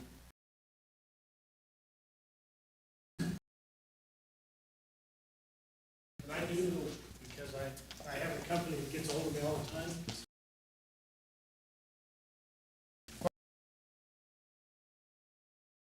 there's a slew Recycled of blades. repurposing. I mean, it used to be the that they was that those blades got buried in a landfill somewhere.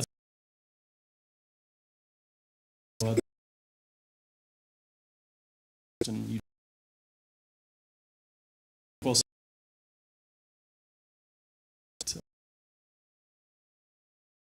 Okay. Any other questions?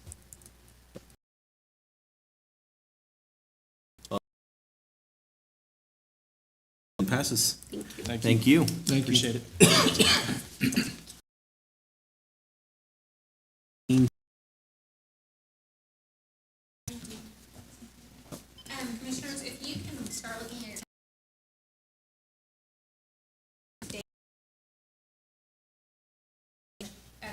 consumption area. We'd like to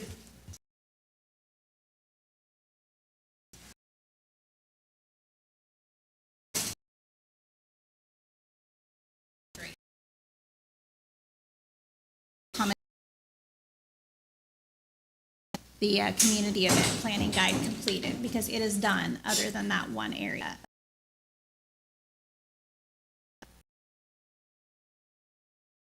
This meeting on the 10th or before the 24th?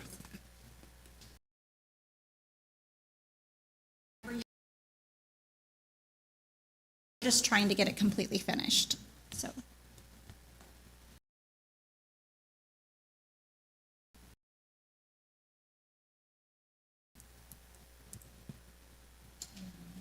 Before the I don't think, Alicia, do you think we would like?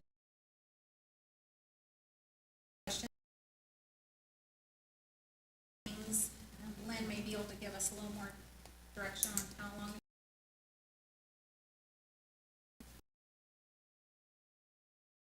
I'd say an hour, hour and a half.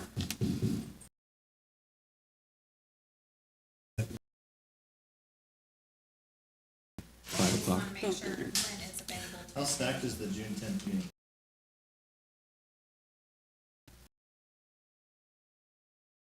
So that we have this many items planned for the next agenda. Yeah, I don't have anything on it.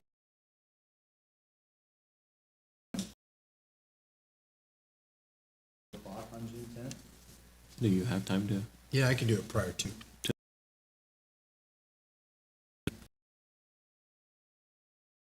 The Just 10th? at 4 o'clock on June the 10th? Yeah. Before our Is meeting. that to be scheduled now?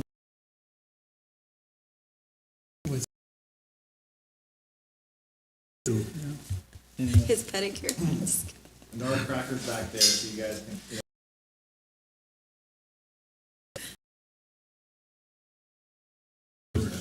Yes, thank you. Right? The pizza would be I good. could do that.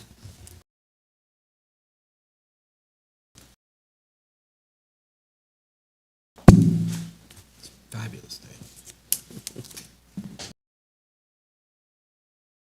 Okay. Any other city staff?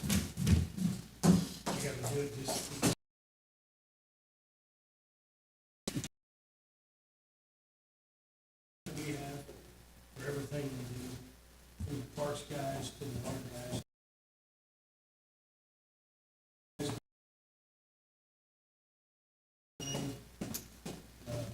The street department guys are out fixing.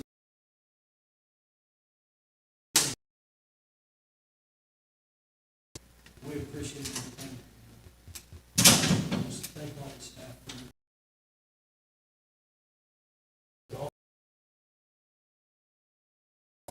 June 6th. We're gonna appreciate.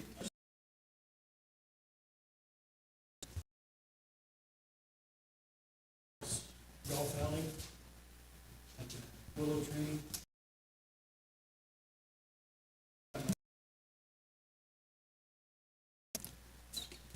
Come on now, You're a decent man. have lunch. I think I'm over.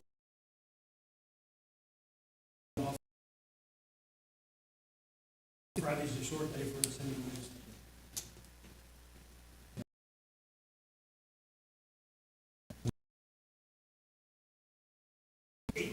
AM? My kind of tee off right there.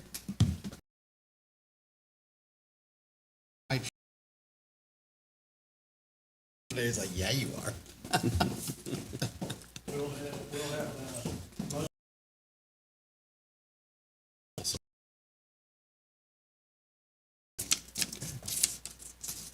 Thank you.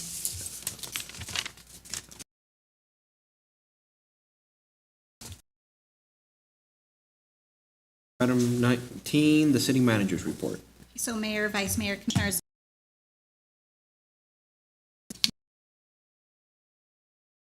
Four things to report on.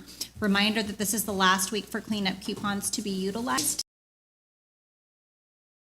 And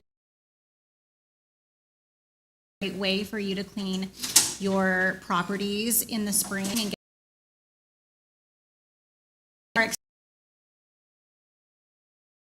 so So we have 2 dates already scheduled, June 20th at 7 PM.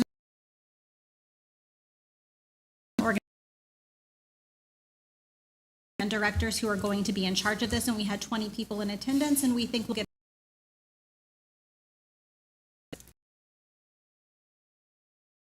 this year we can have 4 events. But we definitely want this to be something that people enjoy. A good department, fire, and any other departments who assisted with recognizing veterans at the cemetery.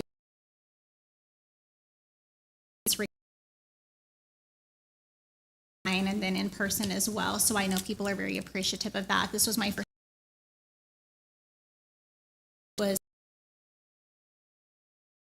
ultimate sacrifice. And last, I know we spent a lot of money tonight, but I want everybody to know that we don't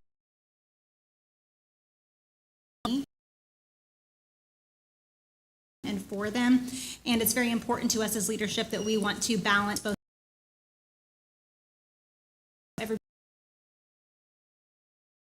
that they want to see improve in our city. And I do hope that the public sees the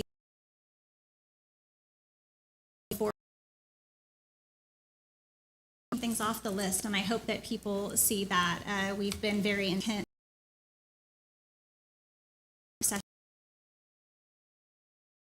that we have that we need to finalize so we can get that community event planning guide out.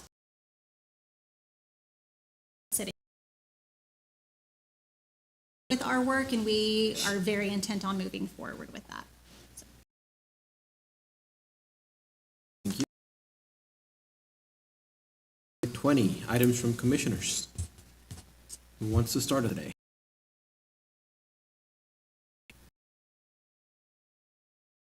It's an odd angle, but all right, let's go.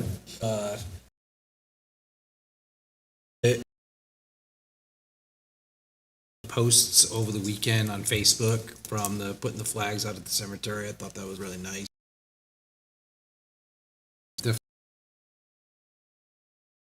The marathon of a agenda this evening and the things that we've accomplished and the discussions. We definitely consistently moving the needle forward. Great commission up here.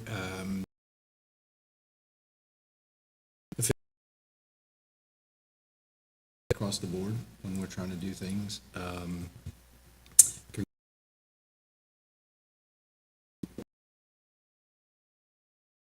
Annual conference, yeah, and passed a bunch of courses and stuff like that, so I heard about that stuff.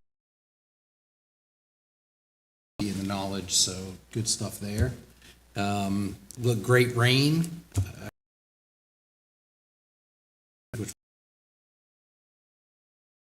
Guess we're gonna get some more over the next couple days, so I don't think anybody's because I don't think they're hating it for their dry land. So other than that,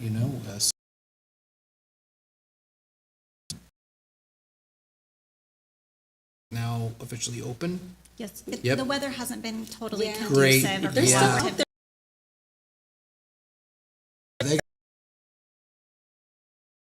And yeah, a lot of exciting things. Thank you.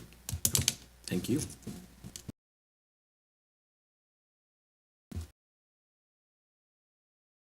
Would miss somebody if I started to do that list, but also thanks to meeting from the staff, and they provide us with great information so we can thank.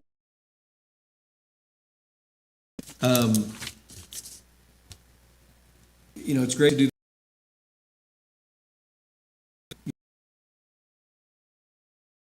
And so, if it's even for the, animals, the dog park we're doing.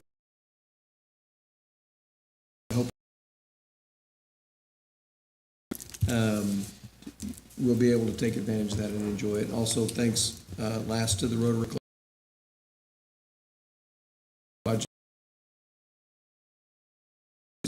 Because what you guys pitch in, so thank you very much for that.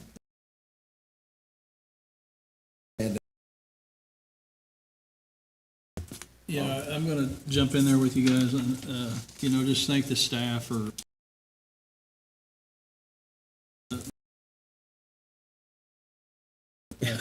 I will say, the weekend before last, they had the car show in the park though, and the park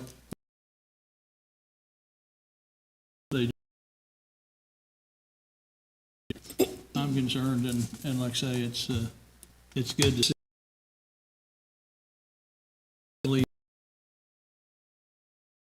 every month and doing something,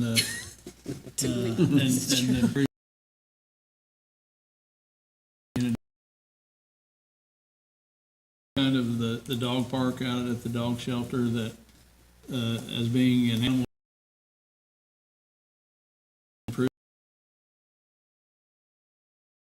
to me, kudos to them. That's gonna be great.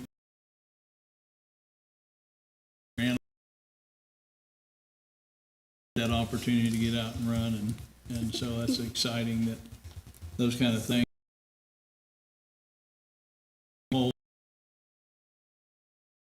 Nice from this position to see what's been going on this and we appreciate it. Well, kind of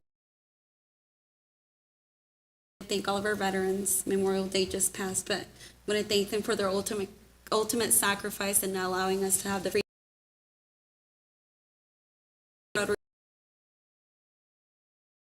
I'm at 3.5 years of being a city commissioner. I feel like the beginning we had, the first year has been just moving them forward. So I do want to thank you guys for serving on the commission with me and being able to accomplish all of these things together.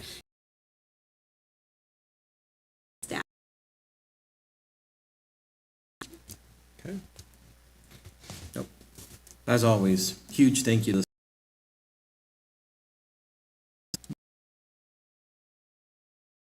especially our street department. I get a few calls here and there about different issues, but almost every we and they're out there, whether it's raining,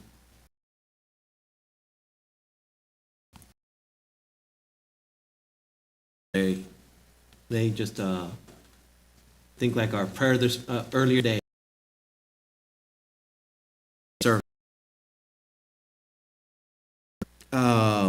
Thank you, Scarlett, for mentioning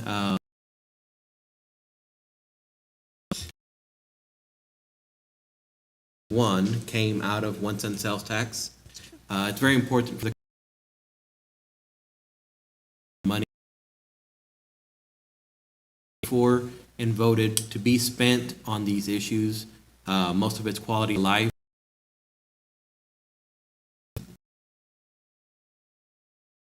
Enough of it. We have quite a bit in reserve still of that fund. So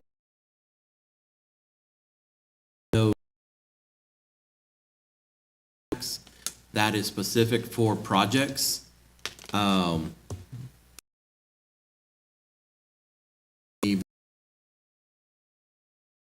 Making sure that at least the last 2 years we have been reducing the mills that we have been collecting.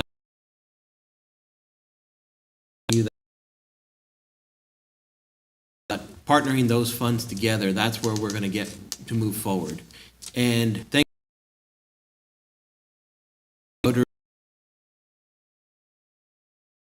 everyone in our community that is making life better for the different citizens.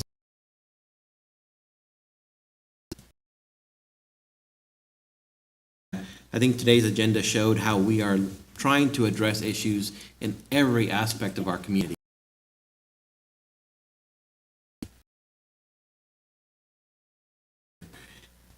Then quality of life in our regular parks, it is very important to see working the county, the city is still a community partner, and that is really how we should be viewed.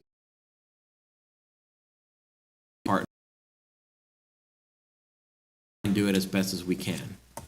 I think that's all I have. Moving on to the vouchers. Thank you all.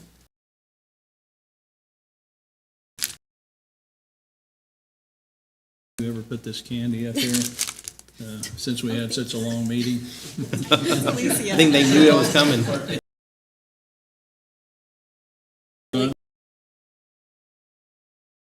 I just wanted to thank all of our local law enforcement. I did see that they increased their patrol.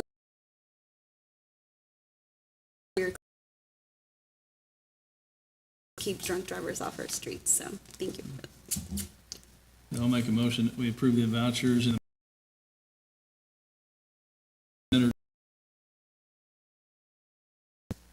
Second. A motion by Commissioner Warren and a second by Commissioner Vasquez.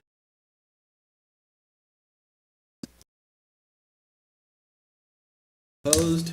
5-0, motion passes. We are adjourned.